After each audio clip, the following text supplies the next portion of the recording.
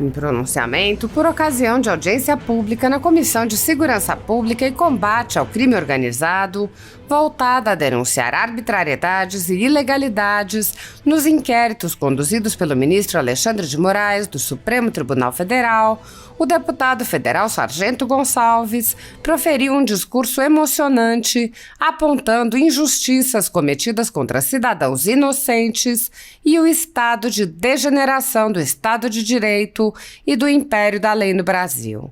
O parlamentar encetou fazendo referência a uma passagem bíblica. Isaías 59:14 diz que a justiça é posta de lado e o direito é afastado. A verdade anda tropeçando no tribunal e a honestidade não consegue chegar até lá. Que dias difíceis temos vivido. Esse texto de Isaías é tão antigo e tão atual. Serve tanto para a nossa realidade, dos nossos tribunais superiores, sobretudo. Eu me sinto na condição de impotência nesta Casa Legislativa. Dessa forma, o congressista salientou o desconforto diante do que considera um tapa na cara aos cidadãos de bem.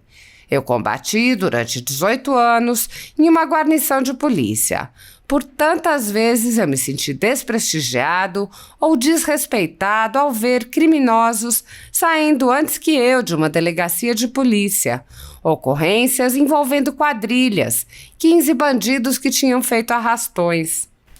Isso é um tapa na cara. Vermos cidadãos de bem, homens e mulheres, acompanham a realidade de movimentos de direita que vão às ruas para se manifestar. A gente não vê uma garrafa de água jogada no chão.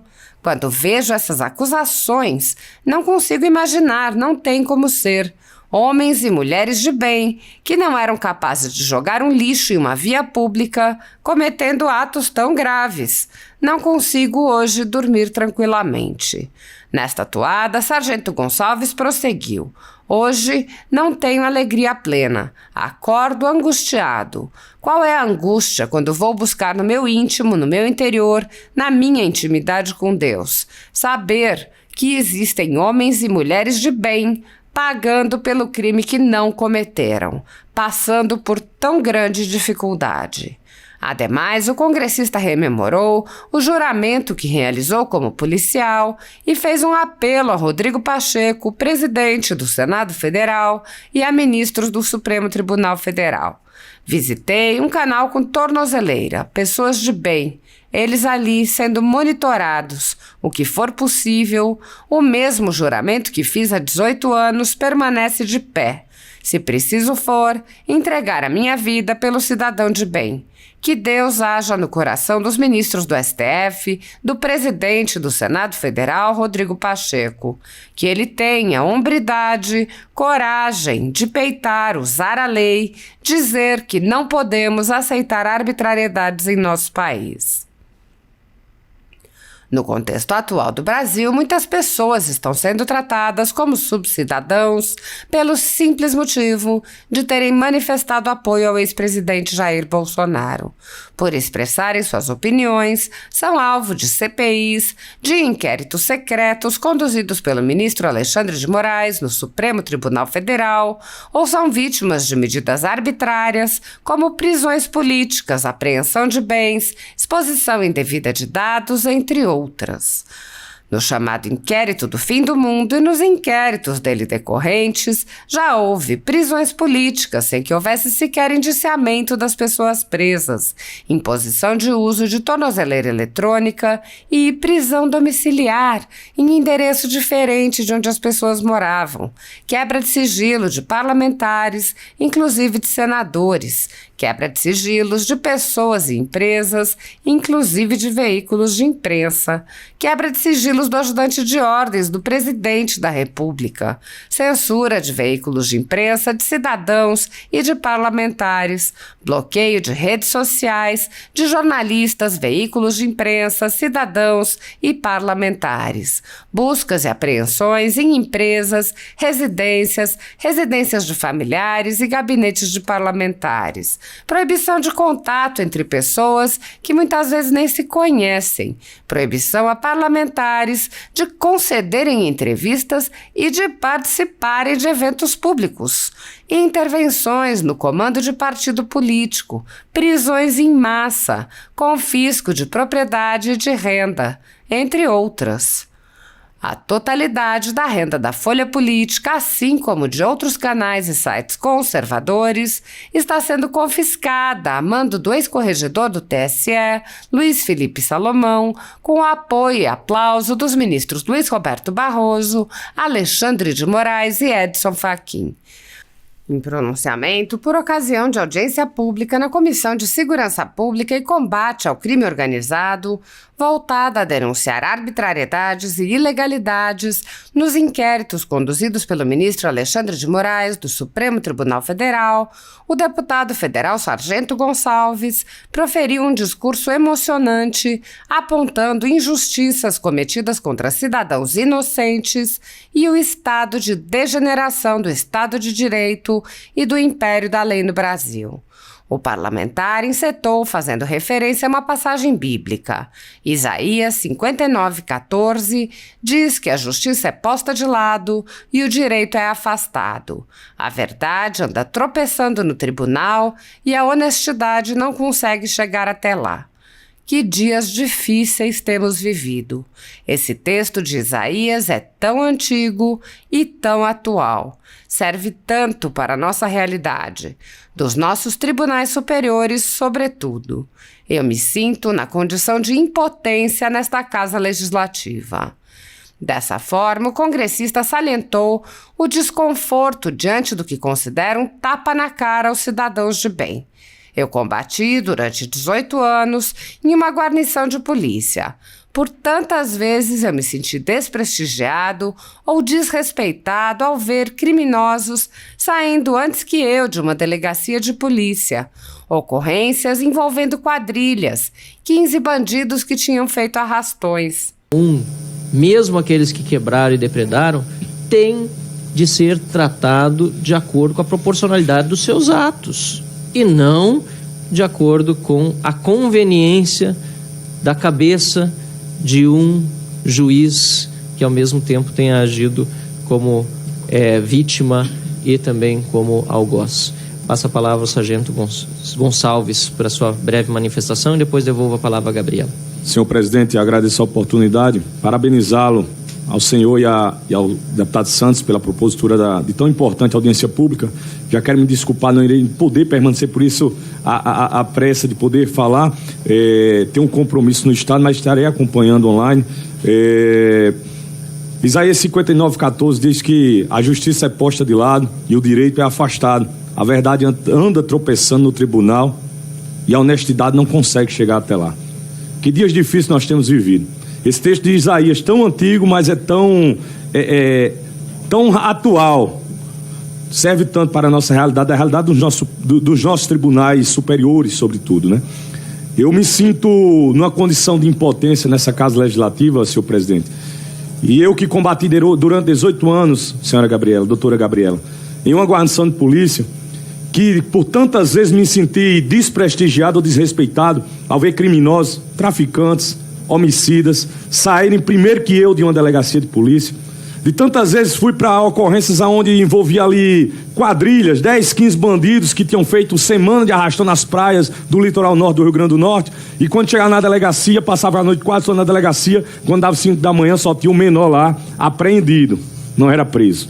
Então isso é meio que um tapa na cara. Nós vemos cidadãos de bem, homens e mulheres, e aí eu falo com muita propriedade, porque no estado do Rio Grande do Norte eu acompanho essa realidade dos movimentos sociais de direito, ir às ruas se manifestar, e como muito bem falou a senhora Gabriela, a gente nos movimentos de rua da direita, a gente não vê uma garrafa de água jogada no chão. E quando eu vejo essas acusações, é como que fosse comigo, e eu digo, eu não consigo imaginar, e não tem como ser, aqueles homens e mulheres de bem, que não eram capazes de sujar, de jogar um lixo numa rua, numa via pública, cometerem atos tão graves. Então eu não consigo hoje dormir tranquilamente. Hoje eu não tenho uma alegria plena. Eu acordo angustiado. E qual é a angústia quando eu vou buscar no meu íntimo, no meu interior, na minha intimidade com Deus? É saber que existem homens e mulheres de bem, pagando pelo crime que não cometeram, passando por tão grande dificuldade. Nós tivemos a oportunidade de visitar um casal tornozelado, usando tornozeleiras, seu Maxwell e Dona Francisca. Na verdade, eu visitei Dona Francisca. Maxwell ainda não tinha sido colocado em liberdade lá na cidade de Parnamirim. Passou 60 dias preso aqui.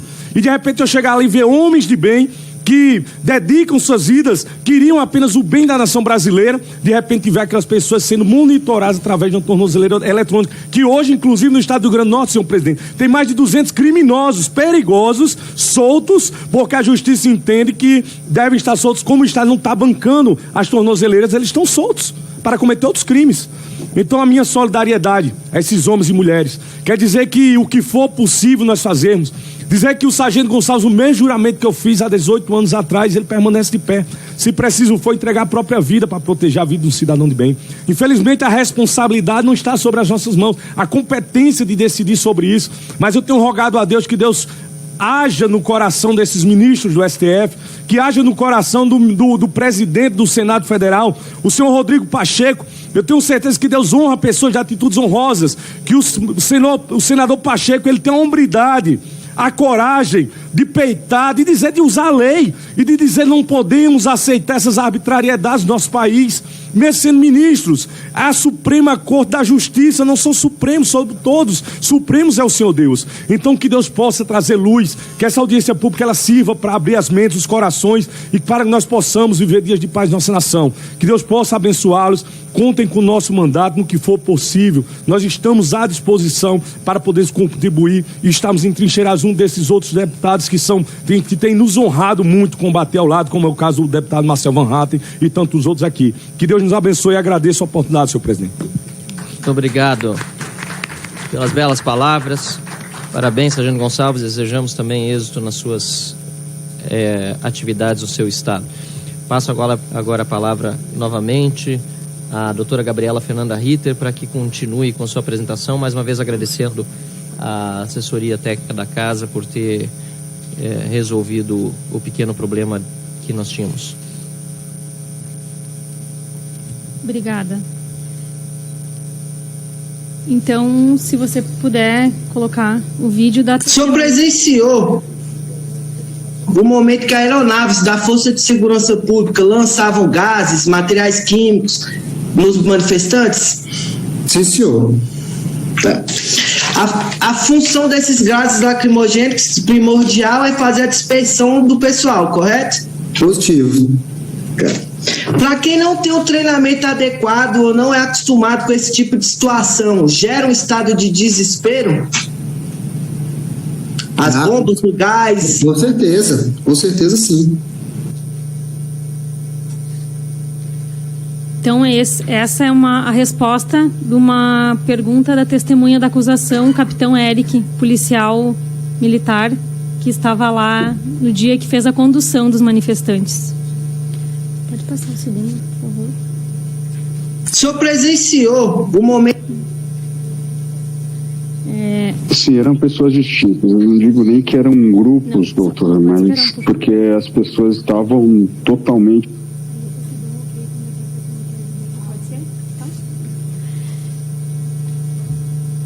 E também nós gostaríamos de demonstrar para vocês, pelo depoimento da testemunha da acusação, o Major Natali, que é o major do GSI, que ele estava dentro dos prédios desde as 7h10 da manhã do domingo.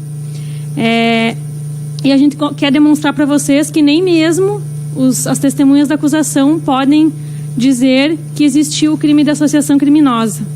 As pessoas elas estavam sem armas. Na bolsa tinha Bíblia, terço, água, toalha, capa de chuva. Armas não tinha, não foi apreendida nenhuma arma nesse dia. Não tinha um líder e cada um tinha um propósito, né? Cada um tinha um objetivo. Então não era um movimento organizado. E aí o Major Natali também ele responde uma das perguntas. Sim, eram pessoas distintas. Eu não digo nem que eram grupos, doutora, mas porque as pessoas estavam totalmente descoordenadas. Um ia para um lado ou para o outro, aí se juntavam, rezavam, se separavam. Então as pessoas estavam bastante em choque, eles estavam com com atividades bastante diferentes, né? Motivações diferentes, tudo. Então era bastante heterogêneo lá todos aqueles que estavam ali dentro. Então não há de que se falar em associação criminosa. Sim, é mais uma narrativa distintas, criada para manter essas pessoas presas, imputar crimes gravíssimos e acabar com essa movimentação que nós vínhamos fazendo, que as pessoas vinham fazendo. Pode passar. O senhor percebeu se os vândalos eram uma minoria ou eram a maioria? Sim, era uma minoria, os vândalos eram uma minoria. Tá. O senhor chegou a receber a ajuda dos manifestantes para manter a ordem lá no interior do Palácio Planalto? Sim, alguns manifestantes me ajudaram a afastar os vândalos dos locais ali onde haveria qualquer coisa a mais para que fosse vandalizado. Outros manifestantes ajudaram a debelar inícios de incêndio, a juntar cacos de vidro, coisas assim. Então, como que eu faço uma pergunta para vocês? Como pode todas essas pessoas estarem sendo acusadas da mesma coisa?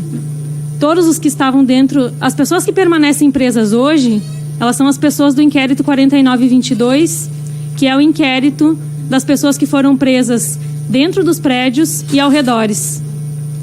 Essas pessoas todas foram colocadas dentro do mesmo bolo, simplesmente elas estão presas pelo lugar que elas estavam. E as pessoas que foram presas no QG saíram ao longo desses meses.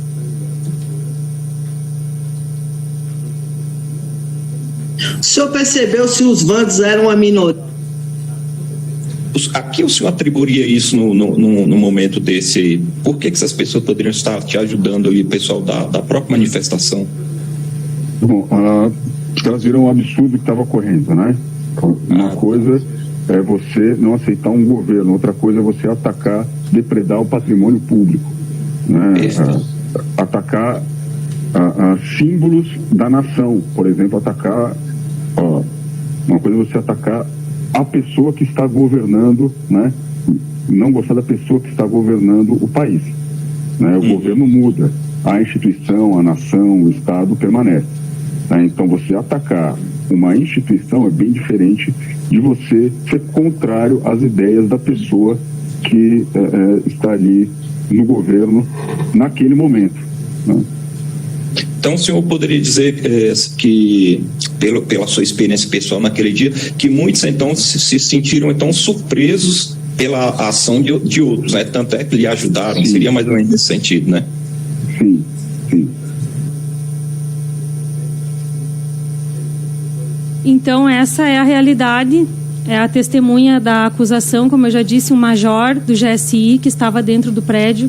Ele mesmo relata qual era a conduta das pessoas que estavam lá, e por isso a gente achou importante trazer para vocês não só a nossa voz aqui falando, mas as provas, que são as únicas que nós temos hoje. São os depoimentos, porque as denúncias, as decisões que mantêm as pessoas presas, elas são iguais, praticamente iguais para todos. O senhor falou que houve uma voz de prisão coletiva. Os que estavam ajudando e os vândalos foram separados por conduta no momento da prisão? Não, senhor. Foi a voz coletiva para todos que estavam ali dentro do Palácio Planalto. Então a ordem foi essa. Prendam, algemem, coloquem nos ônibus e encaminhem para a Polícia Civil. E assim foi feito, sem distinção do pequeno grupo que vandalizava, do grupo que orava e do grupo que estava ali filmando. Foi isso que aconteceu no dia 8 de janeiro. E essas pessoas aqui que nós estamos falando, elas estão presas há 7 meses, sem individualizar qualquer conduta.